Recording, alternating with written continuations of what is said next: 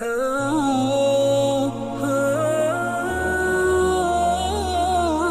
اللہ الرحمن الرحیم۔ السلام علیکم ورحمۃ اللہ وبرکاتہ۔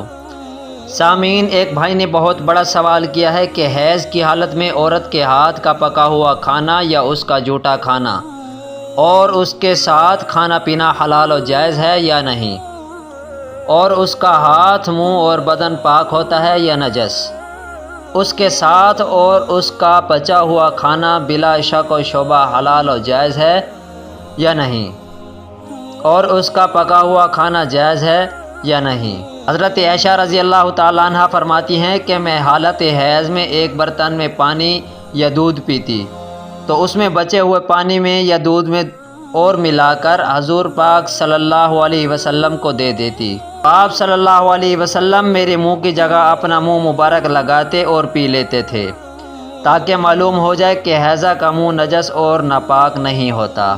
مسلم ابن ماجہ۔ لیکن جو بھائی نے سوال کیا ہے کہ اس کے ساتھ اس کا بچا ہوا کھانا یا اس کے ساتھ کھانا جائز ہے یا نہیں، اس کے ساتھ یا اس کا بچا ہوا کھانا حلال و جائز ہے، حرام نہیں ہوتا، اور اس کے ہاتھ وغیرہ اور بدن ناپاک نہیں ہوتا۔ البتہ جس جگہ کوئی ظاہری ناپاکی، خون وغیرہ لگ جائے، وہ جگہ ناپاک ہو جائے گی۔ شریح بن ہانی نے حضرت عائشہ رضی اللہ تعالیٰ عنہ سے پوچھا کہ کیا حالت حیض میں عورت اپنے خامند کے ساتھ کھانا کھا سکتی ہے؟ تو حضرت عائشہ رضی اللہ تعالیٰ عنہ نے فرمایا کہ ہاں، کھا سکتی ہے۔ میں حائضہ ہوتی تھی اور رسول اللہ صلی اللہ علیہ وآلہ وسلم مجھے اپنے ساتھ بٹھا کر کھانا کھلاتے۔ عبداللہ بن سعد انصاری کہتے ہیں کہ میں رسول اللہ صلی اللہ علیہ وآلہ وسلم سے حائضہ کے ساتھ کھانے کو دریافت کیا تو آپ صلی اللہ علیہ وآلہ وسلم نے فرمایا کہ کچھ مذاقہ اور اندیشہ نہیں، اس کے ساتھ کھاؤ۔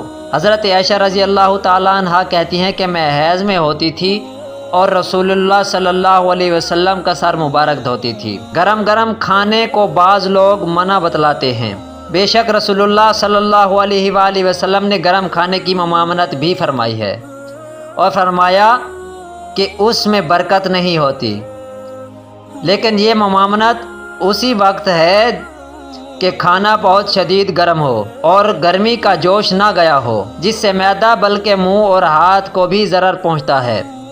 باقی معمولی طور پر گرم کھانا جو کھایا جاتا ہے اس کی ممانعت نہیں، اور جن چیزوں کو زیادہ گرم کھانے پینے میں نفع اور ذائقہ ہو ان کو تیز گرم کھا لینا بھی جائز ہے، جیسے چائے اور کافی۔